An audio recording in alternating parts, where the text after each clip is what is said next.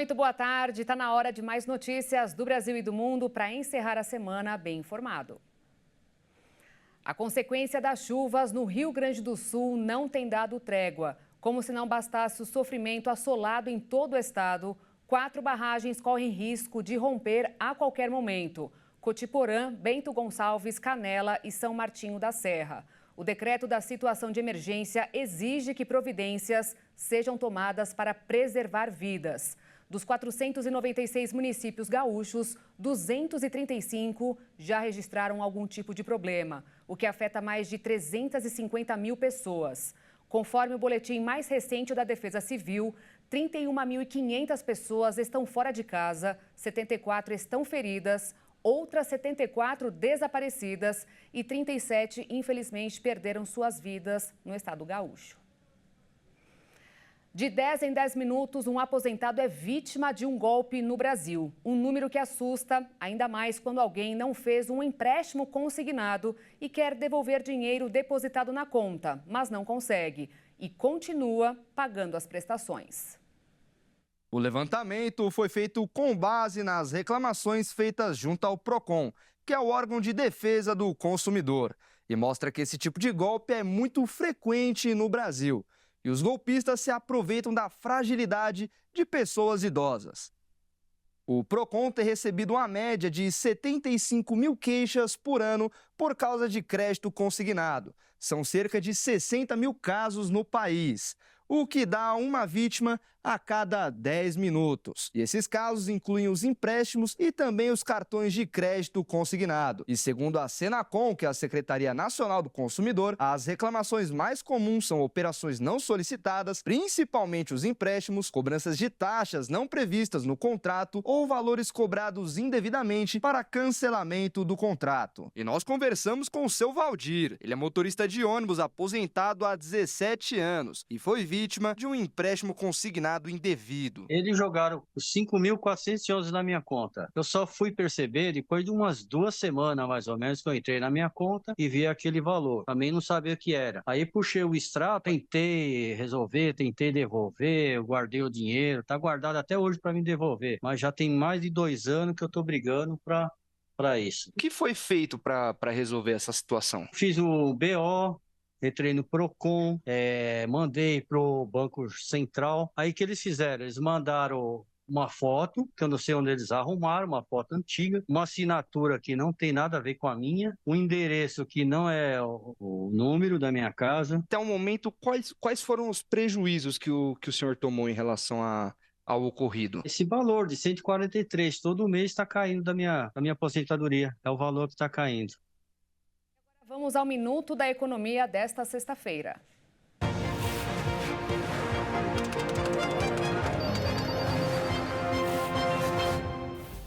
Eu quero voltar a falar sobre um assunto que ainda vai causar muitas dúvidas e principalmente divergências. É a reforma tributária. O secretário do Ministério da Fazenda para a Reforma, Bernard App, deu uma entrevista ao jornal O Globo, onde ele cita vários pontos do projeto que está no Congresso e precisa ser regulamentado.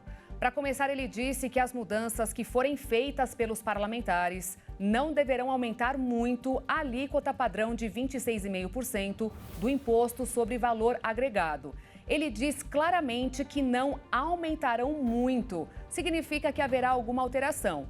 É bom não esquecer que somos o segundo país do mundo que mais paga impostos. Segundo o secretário, são 34% em média, incluindo impostos e contribuições, que são a mesma coisa para o nosso bolso, mas continuam recebendo um tratamento diferenciado na reforma.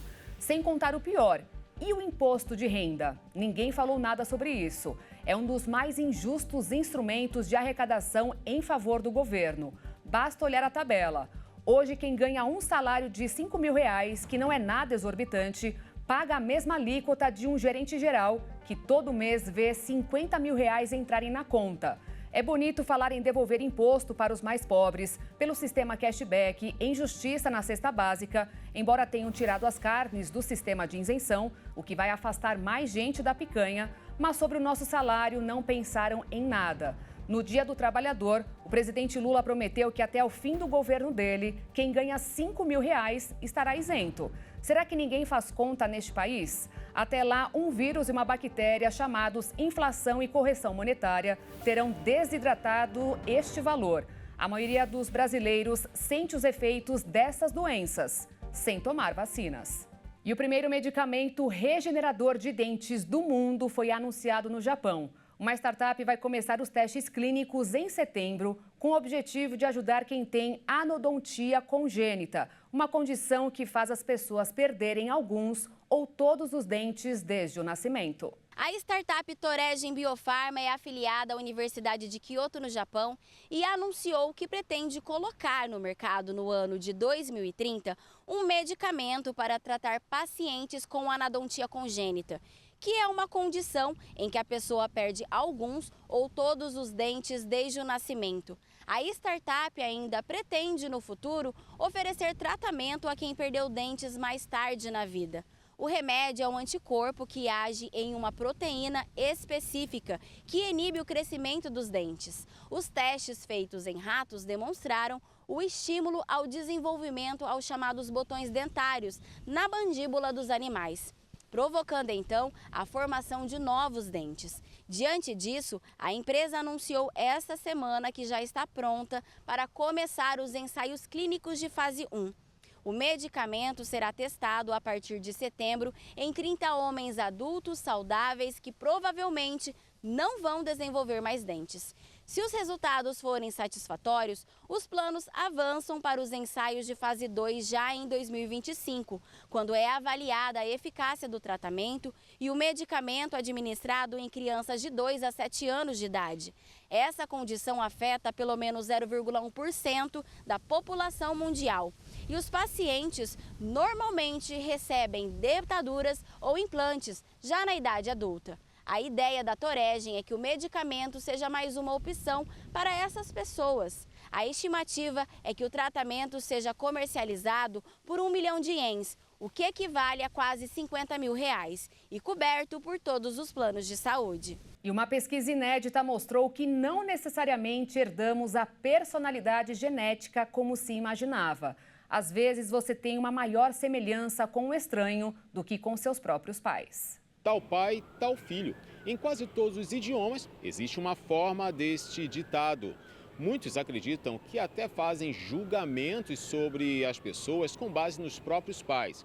Mas quando se trata de personalidade e comportamento, a herança não é tão precisa quanto pensamos.